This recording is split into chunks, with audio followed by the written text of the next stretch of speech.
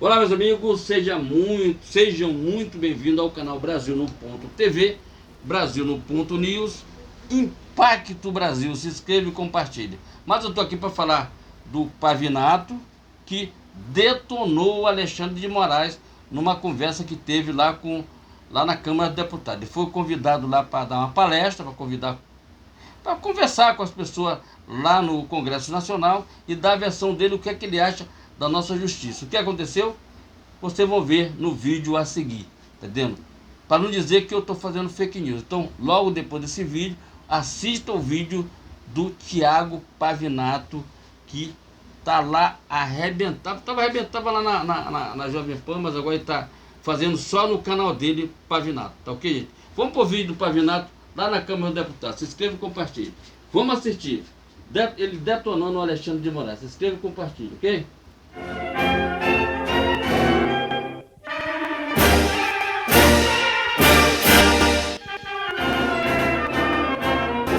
Com o artigo 41 da lei de impeachment, amanhã eu vou apresentar à mesa diretora, em nome da família do Clezão, um pedido de impeachment por desídia.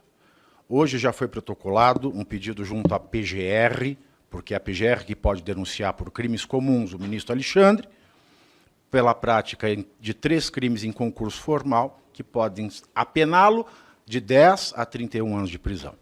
Então, nós precisamos, nesse momento, de pessoas não que sejam, que queiram mais leis, mas que cumpram as leis. Então, temos que pedir para a Eliseta, antes que assuma um novo PGR, a eminente procuradora Eliseta Ramos, para que acolha e faça a denúncia do ministro Alexandre. Porque mesmo se ele não for condenado no STF, uma denúncia foi feita. E aí nós podemos circunscrever que existe um corporativismo que se protege. Aliás, ou a gente prende o Alexandre de Moraes, ou ele prende o Brasil.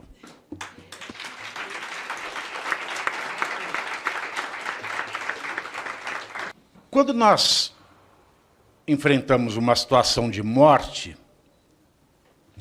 nós costumamos fazer um minuto de silêncio.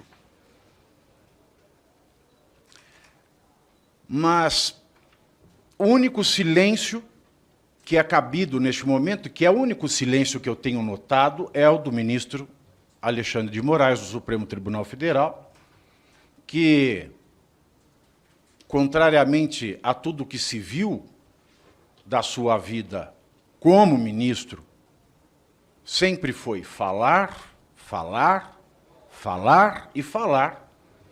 Desde o dia da morte do Clezão, ele está espantosamente em silêncio. Para nós, nesse momento, não há oportunidade de silêncio. É hora de gritar, é hora de bradar. Eu venho de uma família católica e, quando criança, sempre fui muito devoto de Nossa Senhora. E uma das orações, chamada Salve Rainha, é Salve Rainha, Mãe de Misericórdia, vida, doçura e esperança, a nossa salve. A vós bradamos, degredados filhos de Eva, a vós suspiramos, gemendo e chorando neste vale de lágrimas. E o Brasil virou um vale de lágrimas. Eia, pois, advogada nossa, esses vossos olhos misericordiosos a nós volvei. E com esse quadro pintado da OAB, e doutora, parabéns pela coragem. A última vez que eu falei da OAB em São Paulo, a única coisa que me foi garantido foi um processo, né, do Tribunal de Ética e Disciplina contra mim. Nós precisamos bradar. E nós precisamos bradar para os nossos advogados. E os nossos advogados precisam agir independentemente da OAB. E nós devemos contar com os nossos representantes em Brasília. Mas, da mesma maneira que aquele que tem fome precisa de comida agora, aquele que tem sede precisa de água agora, aquele que é injustiçado precisa de justiça agora. Nenhuma atuação da OAB vai desfazer o descalabro que esse país está vivendo. Aliás, eu lembro que no dia 31 de dezembro do ano de 2022, uns jornalistas de esquerda escreviam assim: acabou a noite do fascismo. Ao que me parece, nós vivemos um regime fascista desde o dia 1º de janeiro deste ano, que foi endurecido após o 8 de janeiro. Quando nós vemos essa violação escancarada das prerrogativas do advogado e, por ricochete, do direito à amplíssima defesa que qualquer réu tem ao ser acusado de um crime, tudo muito escancarado, tudo muito aberto, tudo muito, e essa é a expressão, sem vergonha. Nós estamos vivendo um momento em que não há decoro. Nós estamos vivendo no momento em que eu, que desde 2017 sou um crítico da prisão preventiva, desde a Lava Jato, e naquela época me chamavam de comunista, porque eu era contra as prisões da Lava Jato. Mas hoje eu continuo fazendo as mesmas críticas. Por quê? Independentemente de direita ou de esquerda, eu sou direito antes de qualquer coisa. E por ser direito, muito me espanta a mudança de posicionamento ou silêncio absoluto de ministros que, à época da Lava Jato, diziam o seguinte, diante de prisões preventivas que não atendiam aos requisitos legais, que extrapolavam a questão de tempo. Ministros como o ministro Gilmar Mendes, que nunca deixou de dizer que esse tipo de prisão preventiva é, aspas, coisa de pervertidos. Claramente se trata de prática de tortura, usando o poder do Estado. É disso que se trata. É muito grave para a justiça esse tipo de vexame. O que é que aconteceu? O que é que mudou? Porque, pelo que eu saiba, a legislação penal, processual penal, aliás, entre a Lava Jato e o 8 de janeiro, ela mudou de maneira a diminuir as hipóteses de prisão preventiva e não de aumentar. O artigo 316, que foi alterado por uma legislação em 2019 do Código de Processo Penal, no seu parágrafo único, ele obriga o magistrado a, de 90 em 90 dias, reavaliar a prisão preventiva. Está lá na lei. É obrigação do juiz. Mas o STF, sempre ele, na sessão que decidiu o habeas corpus, famoso, do traficante André do Rap, decidiu que a lei não pode ser aplicada. Que, se não revista no prazo máximo de 90 dias, a cada 90 dias, a prisão preventiva não se torna manifestamente ilegal.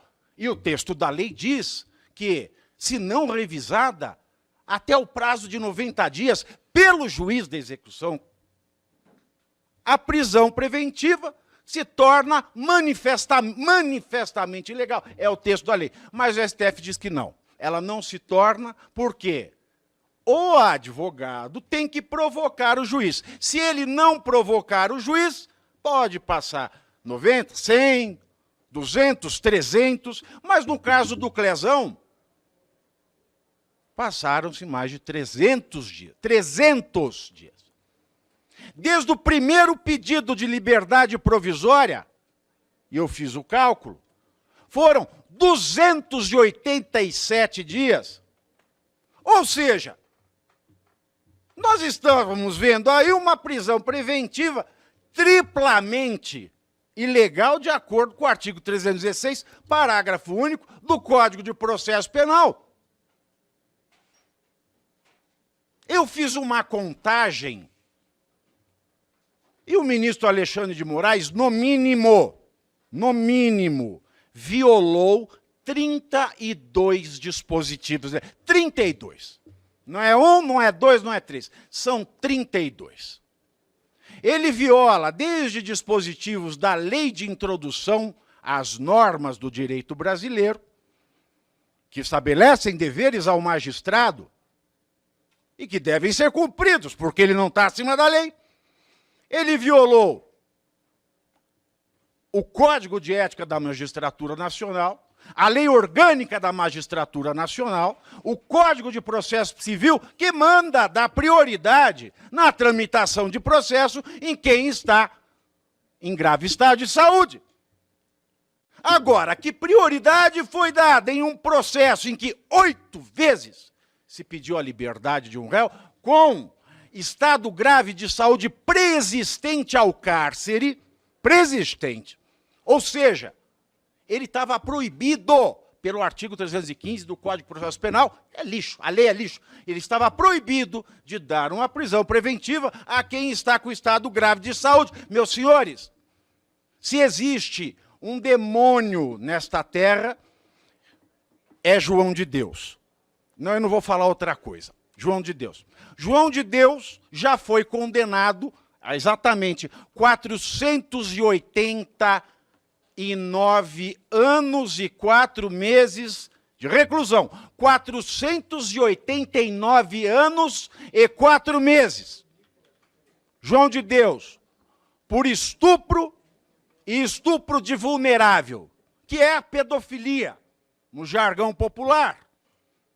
O sujeito está condenado a 489 anos e 4 meses e está em prisão domiciliar.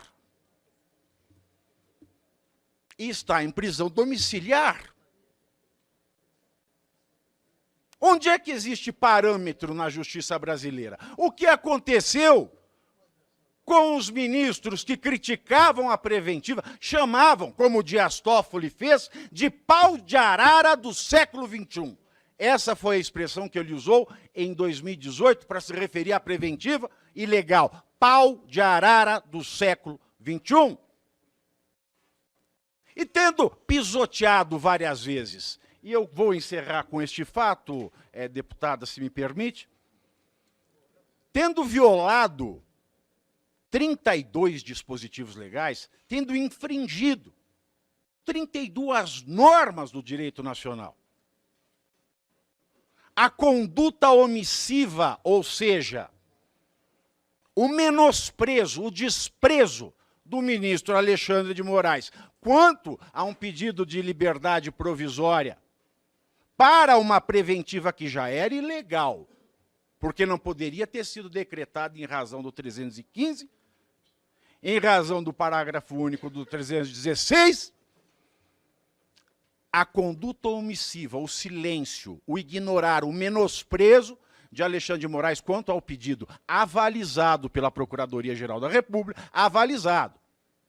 A Procuradoria-Geral da República não só reconheceu o estado de saúde grave, bem como a ilegalidade da preventiva naquele momento. Ele ignorou, violando 32, no mínimo, dispositivos legais. E com isso, com essa conduta omissiva dolosa, o ministro Alexandre praticou 3 crimes. O crime de maus-tratos na forma qualificada, do artigo 136 do Código Penal. O crime de abuso de autoridade por prisão preventiva ilegal, do artigo 9º da Lei de Abuso de Autoridade, que é a 13.869 de 2019.